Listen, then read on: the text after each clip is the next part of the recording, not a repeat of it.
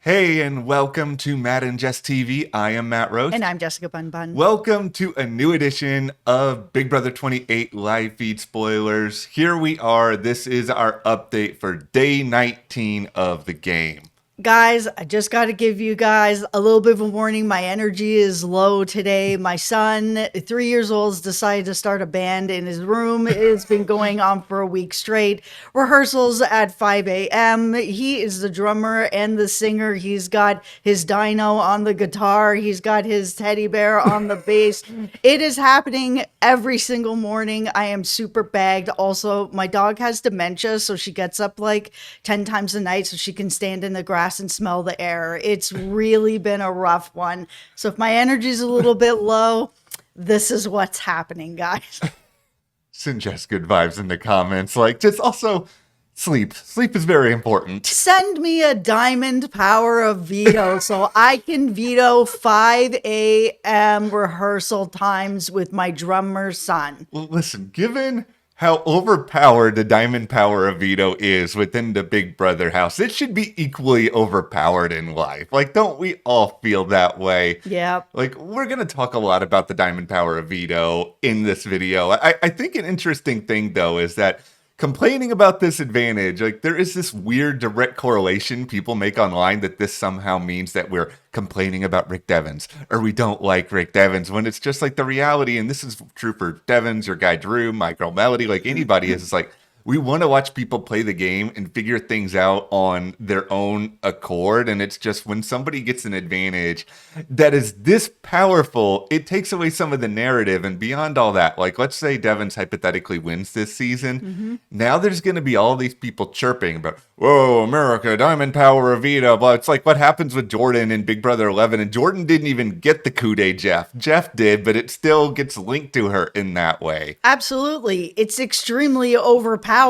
in a season where the vets are already overpowered. So this is Big Brother, before everybody's in the comments being like, hey, it's Big Brother, it's unfair. Absolutely. You are 100% right. It is unfair. It is Big Brother. It is the way it is. Yes. But I still don't have to like it. I really like Rick Devens. Mm-hmm. Yeah. And the same. If this was given to my guy, Drew, I also think that this is unfair. And it's just, it's so overpowered. I just wish that they had picked a different power to bring back than something that is this overpowered. There's, one of these powers is about have-nots and stuff. It's just how is that at all equal in any kind of way of an actual power that's you don't have to be a have-not, you can have food.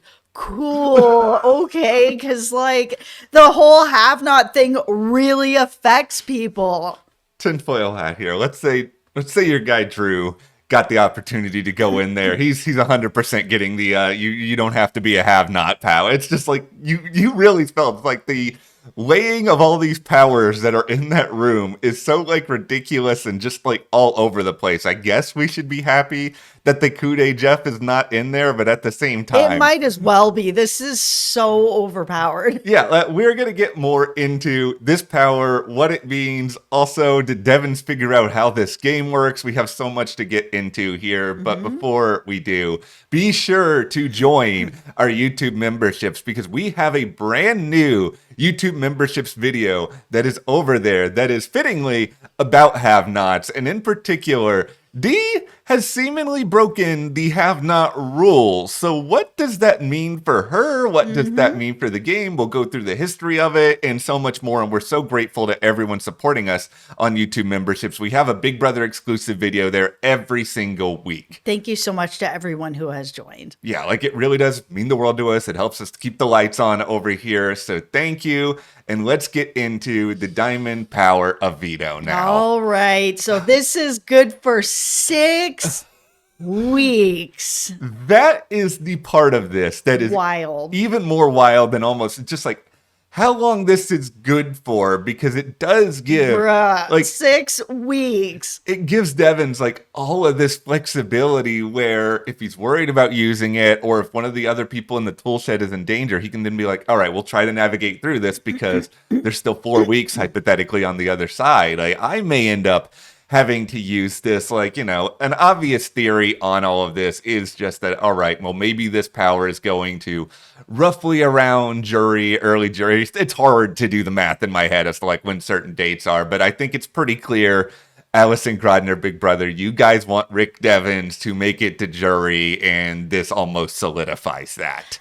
Absolutely. He did not get the slop pass. He got the most powerful reward that was on the board by a mile. Yeah, now, if you guys are relatively new to the franchise, I mean, number one, welcome. But then number two, so the Diamond Power of Veto, it allows him to, it operates like a normal veto in that, yeah, somebody can be removed from the block. But it gives Devens the opportunity to then name a replacement nominee, to really have that sort of power. Like the historical comp for this that, is the most headline grabbing is going all the way back in time here to Big Brother 12. Oh, beep, bop, bop, bop, boop. We're back in time. Oh, okay, well, Matt Hoffman had the Diamond Power of Veto, and he used it then. He didn't actually end up using it that well. Like, it could have been an opportunity for him, because he ended up being the first person of the brigade gone, to make a bigger move to try to break up his own alliance since he was at the bottom of it. That did not happen.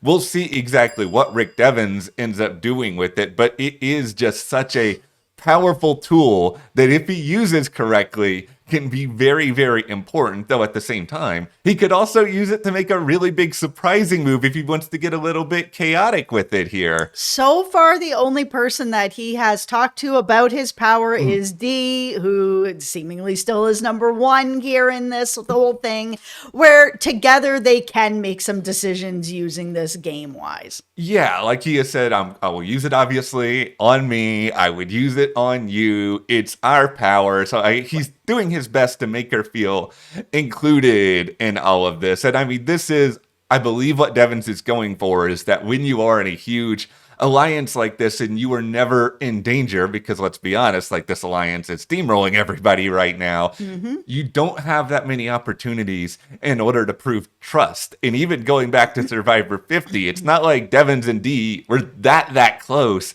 out there either. So they haven't had that level of history in a game relationship. Like, yeah, outside the game, they know each other, they can be social or whatever. So like Rick, he's really, really trying with this to show, I told you you're my number one. Here is proof. Angela doesn't even know about this, so we can actually take this really, really far because of this information I'm giving you. Absolutely. If there's anybody that was out there being like, man, I can't wait until the other side wins the HOH and they're able to actually get somebody, one of the vets up on the block, we're going to now have to be waiting 2 HOHs for that, because Devens is able to undo whatever it is that anybody had a shot to do.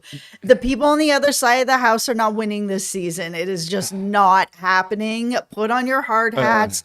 It is a steamroll season where we're just kind of get to where it's just Toolshed members left, and then they're all fighting each other, because that is just where it's going. Yeah, it's just the unfortunate nature of this power. And even like I understand that, we have the blockbuster now that wasn't around in Big Brother 12. So like theoretically, there's a chance that provided the blockbuster is running for all 6 weeks, which personally, I think it probably is, they will have a chance, but it's still not that great of a chance, because it's like, what if Devens puts up somebody who's not good in competitions, and it's pretty much like, okay, well, them getting to compete in the blockbuster doesn't really matter. Like Big Brother's about all these different facets of the game, right? Yeah.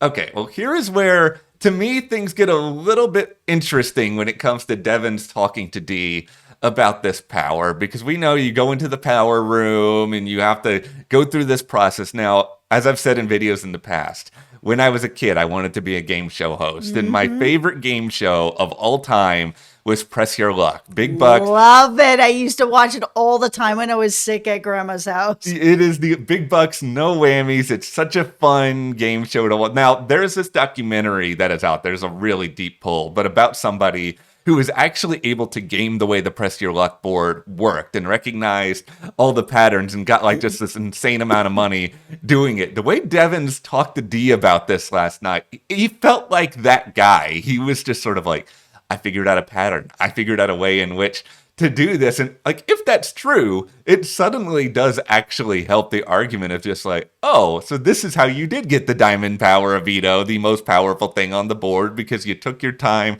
to recognize this. And now, big sigh, everybody, he is telling this to the other person who is most likely at this point to get the next power. Absolutely. Dee will end up getting the next shot at this. And it's actually really interesting to me that they are just using the same game over and over again so that people can share whatever information they have with this game. It's unfair. It really, there's no other way to even describe it at this point, where it's just like, not only is it America's vote on a season where there are reality TV alum who have built-in alliances, but then like there's also a way in which you can go in there and try to get like any sort of advantage. Like, it is a lot, and it's a lot geared to a very small specific group of people. Now, who all in the house knows that Rick Devens has this? Like, we've talked that there's been speculation about it, but like in particular, Jason and Taylor, they're sort of leading a lot of the charge here behind the scenes. Now, even with that in mind, Jason still, we know he's obsessed with Rick Devens. He talks about Rick Devens all the time. Rick Devens is playing his game. How dare he do this to him? He does not think that Dee has that big of an audience and that she is not going to be able to get that. It's ridiculous, but then it's also Jason, you're not looking at this right. It's not just about Dee's audience. Like, even if we wanted to say, okay, Jason, you're right, Dee Survivor winner, one of the best players in the new era, doesn't have a big audience, which is absurd, but it's like, it's also Devens fans that are going to be voting for her because Devens can't get it again. So it's just like all these people who want to vote for, you know, people that their friends or their hero are aligned with, like, they're going to get all of those votes. Absolutely. Dee is going to end up getting those votes from her own fans, of course. Anyone who's fans of Rick, because they are working together. Fans of Angela, they are also working together. It's just, absolutely, she's going to get it. And Jason, I know you wanted this to be more about you, that you thought that maybe you were going to be the only reality contestant that's on this show, and it just hasn't worked out for you. Like, I know you want Devens out, but like, it's definitely not happening for a very long time, if at all. The only thing he can do at this point is pivot. Try to find a way to play a different game. Like, get America out of your head. Like, I know that's really, really hard, you know, not to keep railing on this twist, but that's the other thing I don't like about it, is it influences all these house guests to play to America, where they start caring a lot about what we all on the outside think. I don't want them to think about us. I want them to think about them. I get it. Like, this could have been the way to maybe equalize the board a little bit if the first three people weren't going to end up being the vets that are then in there figuring out how this game works, getting the most powerful, you know, reward on the board. Now Dee knows how the game works, so she can grab the next powerful thing on the board. That leaves then when the newbies are going in, that they're like, I have a slot pass. It's just, there is no helping this other side of the house anymore. I feel it in my gut.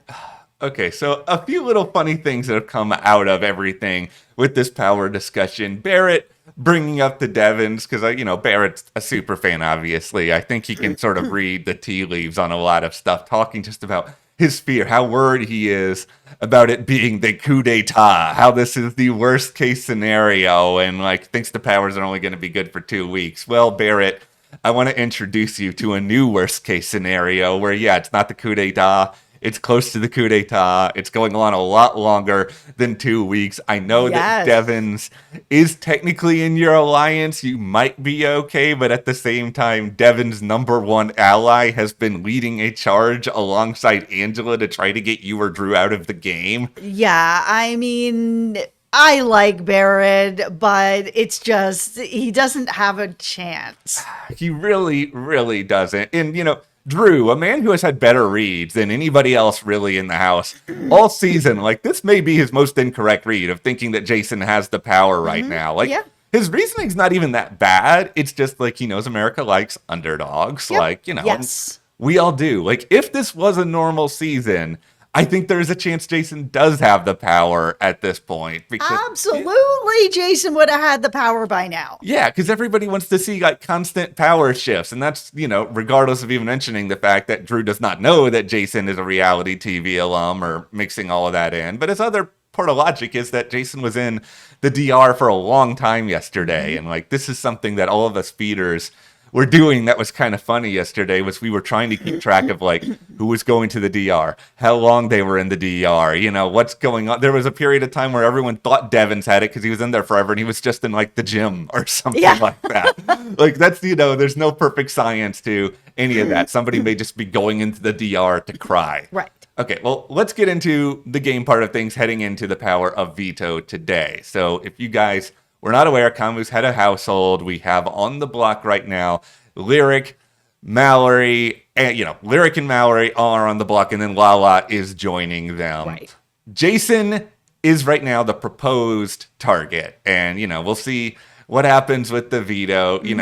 Lala, of course, upset after the nomination ceremony. Right. She goes to Kamu, tries to talk with him. He does his best to reassure her, but then also is just like, I made a deal with Jason that he would not be nominated for the ceremony, but if Jason wins the veto, he has to do what I want. This put a weird pit in my stomach. It's just like, why? Well, do you not know that Jason would be immune? Yeah, he would be immune. Well, in what universe does Jason have to do anything you want at that point? Jason is immune. He can take somebody off the block. Both immune. You can't put him up. This week it's so weird. I have started to doubt my previous notion that Kamu really knows the game because, like, I thought that he was like this really big student here because he referenced Victoria. But he has clearly watched one season and it's that one. Yeah, so it feels a little, you got to understand what you're talking about the people here. And I mean, maybe you're just hoping that Lala is emotional, she's upset, she's not really going to be thinking about all this much through at this point. But like, Jason, he obviously knows he's in an element of danger here. Like he has to win the veto if he gets chosen to play it. And he's tried to talk to people and sort of recognizes I am the Rome of this week. Like I'm not dumb.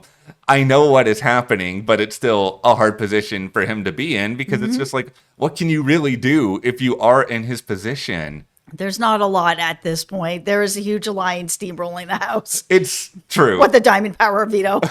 I didn't even know. So Lala is out here trying to figure out, okay, why am I here? Why am I here? Why am I on this spot? And of course, she's trying to blame Angela for some of this. It's always Angela's fault. It's always Angela's fault. Angela can now be paranoid again about Lala. And I mean, all of this is hilarious because it's like they started to build a little bit of inroads with each other. And a lot of it was due to this like alliance that they built with the two of them, with Taylor, but because Angela then ran her mouth, talked to Haley about it, Kamu's found out about it, Kamu's now like giving that information back. It's just like, there's no trust in this fake alliance anymore. Not that it was ever really that much trust to begin with, but we're in a spot here, and I think this is the number one reason, beyond the powers and all of that, to scream at your TV. It's just that these people outside the tool shed, they just can't get it together. Like they can't figure out a way to all unify. They're preoccupied with, I'm going to get a fake alliance with this person or that person. And yeah, you want to work with the people in power, but you have to find something with all the other people not in power. It's difficult. And we have seen this many times on Big Brother where there is a big alliance of people that are all vibing with each other. Yes. They all get along. They have things in common. So it makes sense that they're all going to work together because they're all vibing. The people that are left on the other side of the house don't have that. This is a social game. And if you've just got all the people that are the leftovers that can't figure out, how to vibe with each other because they just don't, then how do you work together? Yeah, it's really, really hard. And that's the position that they find themselves in at this point. And Jason, he almost produced some drama yesterday. Like I will give him that. If you're not going to unify with everybody, can you at least start a fight? Like, can you at least give us some entertainment here? He was doing this whole thing. I'm going to blow up on D. I'm going to go in there. I'm going to cause a big mess. And Taylor, fight. Taylor, Lala, Why'd you talk him out of this? Now, I know it's probably better for your game It is. that he doesn't go and do something like this, but at the same time, it would have given something. Like, Jason's back is up against the wall anyway. Like, he does eventually go to D, and while I don't think this is going to do anything and he's wasting his breath, I appreciate the effort here, because, like, he's trying to figure out a way to stay. So he's going in there being like, use me. I can be a target. I can be someone who can win. Like, I think he has sort of deluded himself into thinking that, oh, maybe D is not that great at puzzles. And yeah, she's more of a physical player than a puzzle maker. And you're clearly pretty good at puzzles based on what we have seen. Oh my God. Yeah, at least on what we've seen so far. But Jason, this does not make you the second coming of the next Big Brother comp beast. And you're oblivious to the fact that, D has all these other allies, which technically, yes, you do know about, but he's trying to position himself as, listen, here's a 3-person group. Here's another group. There's all these other groups. You and Angela, you need a third person. I can be that third person, even though it's like, she's already played with Devens before, Jason. I'm pretty sure that's going to be a third person for her, and that's going to be A-okay. Okay, so the last big thing here that is worth noting, Taylor has confirmed to us that it is a pity vote for Rome. This is not some big mustache twirling scheme here. She is not going to tell anybody about it, which hopefully she stays true to that. And at the very least, we can get some chaos for this for the several weeks to come. Absolutely. I appreciate that, at least she threw that vote out there, because it did cause a little bit of drama. Yeah. Thank you very much. Okay, well, that is where we are with today's edition of Big Brother 28 live feed spoilers. Let us know, what do you want to see happen with the veto? Is the diamond power of veto too powerful for what's happening in this game? And yeah, join our YouTube memberships for our new exclusive video all about D breaking have-not rules. What is going to happen to her? The history of have-nots. Thank you so much. And we will see you here next time.